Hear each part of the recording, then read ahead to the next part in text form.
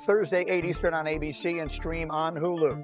Cowboys and Commanders yesterday. Dak Prescott in that red-hot offense getting C.D. Lamb back. He missed 3 games with an ankle injury. First quarter, Cowboys up 10-8. Welcome back, C.D. Lamb. Yeah, what a way to come back off injury. How about this throw? I mean, just a 50-yard rope on a line. C.D. Lamb, welcome back. Man, pretty good. Cowboys up 17-8. He's pretty good. But you know what? He would. The other guy, George Pickens. Is it possible? He may be better. He may be better, Greeny. Look at this. This is what George Pickens brings to the offense. I mean, first of all, the throw was insane, but the catch with the sun glaring down on you, ridiculous catch. So they got 2 great receivers, and Rex, they can run it like crazy too. This guy, hey, we get on Jerry Jones and company, but this was an unbelievable pickup. And totally, they haven't had a running game for the last 6 years. So they got 2 receivers, they got a running back, and they got a tight end, Jake Ferguson. Yeah, we seem to have forgotten about this guy. The receivers are so good. He had a day yesterday, man. Cowboys take a 27-15 lead. Ferguson would catch 2 touchdowns on the day. Now the flip side, Jerry's fired up.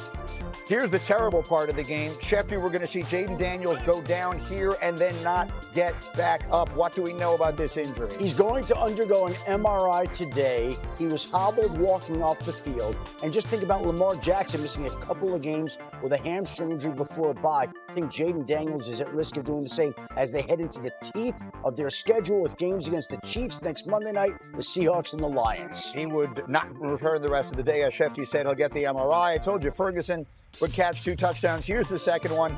Dak, 264 yards and 3 scores. Cowboys clean and sensational on offense, and they get themselves a very impressive win. Dak has 4 straight games with 3 passing touchdowns and no interceptions. That's the second longest streak in NFL history.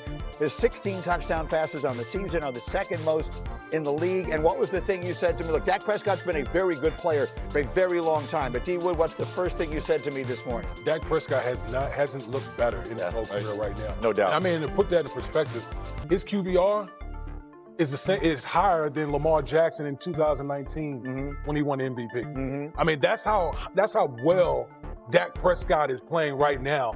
And listen, this is a guy that's in total control. He's healthy. He's seeing the field. And he just seems like he's enjoying and having fun playing the game. And I can understand why when you have an array of weapons out there on offense. I was just going to say on that same note, listen, he's played with a lot of great skill position players over the course of his career. I mean, this group might be the best. I mean, it's scary. Scary. Yeah, no, absolutely. And the other thing is, too, let's face it, he never had C.D. Lamb for 3 games, had backup linemen all over the place, and he still put up those type of numbers. This dude is playing at an unbelievable level. God, I just wish he could play some defense. That's the only thing he can't play, and neither can his team. They played better yesterday, Rex. They played better against a little the better. Commanders. Hell, they had me and you playing wide out for him. Like, come on. You don't have to do much with this offense. And on that note, we mentioned it in the highlights. Listen, it was great to see C.D. Lamb back. I mean, obviously, he's a premier, one of the best receivers in football.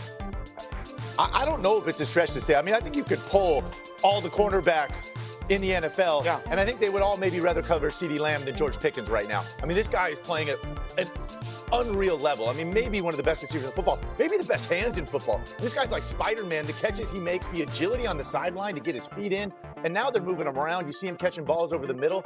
I mean, pick your poison with the Cowboys right now. Hey, maybe Jerry Jones knew more than we did. Yeah, I got to save the money. I can't pay Micah for this receiver Pickens. That was a great, unbelievable pickup by Dallas. I mean, he is literally playing better than any receiver in the league. It's interesting because Mike Tomlin gave up on George Pickens. Yes, he did.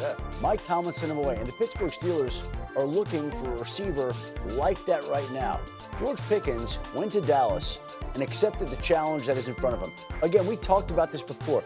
If he has this kind of year and focuses on what's at hand, the money that's out there for George Pickens, the money he can make this year is bonkers. So to me, the best thing he can do is just keep making catches like this, become the weapon that he has become, and make Dallas's offense that much more dangerous when they can't play a whole lot of defense. And look, I mean, the ultimate authority on this, Randy Moss, said yesterday that they may be the best receiving duo in the entire NFL, inclusive of the guys in Cincinnati. So that's how good they are. Quickly on their defense, because you don't want to be last year's Bengals, where Joe Burrow basically set every record imaginable, and they didn't even make the playoffs.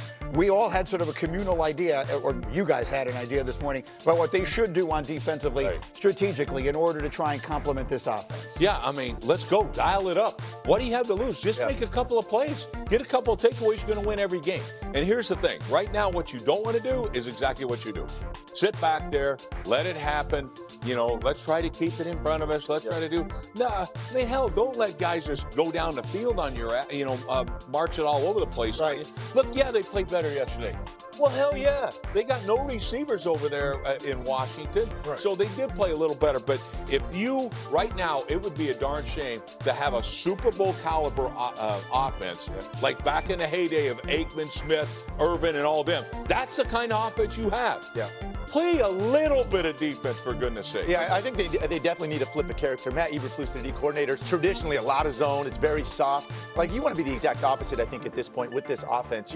You know, gamble, be aggressive. If you make one or two plays in the game, you make one or two stops with this offense, you're going to win almost all the time. Alex, the least amount of man coverage played in the National Football League is played by Dallas. So we think they need to change that up in order to give them all the capital you put in that front. Now it's time to go. Close the game out. We saw Micah Parsons. We're going to show him later. Yes. He closed it out. The disappointing part is the Giants played up until the fourth quarter a great game. Great The game. Giants have a lot of talent. The Giants should be in the thick of the playoff race with the roster they built, with the swag the quarterback has brought to the team, and instead they have another heartbreaking, crushing, deflating loss. This is a historic loss. Right. This is a loss the likes of which when Herm Edwards returned a fumble after the Giants fumble with Joe Pisarcik. This is that kind of loss that you will always remember. If you think back to the 1970 merger, there have been 2 times in almost 3,700 games that a team has overcome a 19-point fourth quarter deficit. One was Peyton Manning on Monday Night Football against the Tampa Bay Buccaneers. You don't forget it. And now we have another one that you will never forget. And the Giants are robbed. And we're talking about the ways they blew the game. We should be celebrating this team with the swag and talent they have. New York Giants, where we work here, and they are devastated. Right? They're in mourning, and we totally understand why. Those of us who are not as emotionally invested in it, I emerged from that game feeling better about the Giants than I have at any point, and as long as I can remember. They've got guys, they kept fighting. That kid Jackson Dart, look, he makes the critical mistake. Rookies make mistakes. To your point, maybe they shouldn't have put him in a position to make it, but he brings them back anyway. I mean, the Giants have good players. You're right. They should be better than their record is right now. Greeny, I couldn't agree more. I mean, listen, as someone that's not invested in the Giants organization, I know Giants fans are hurting all over the country this morning.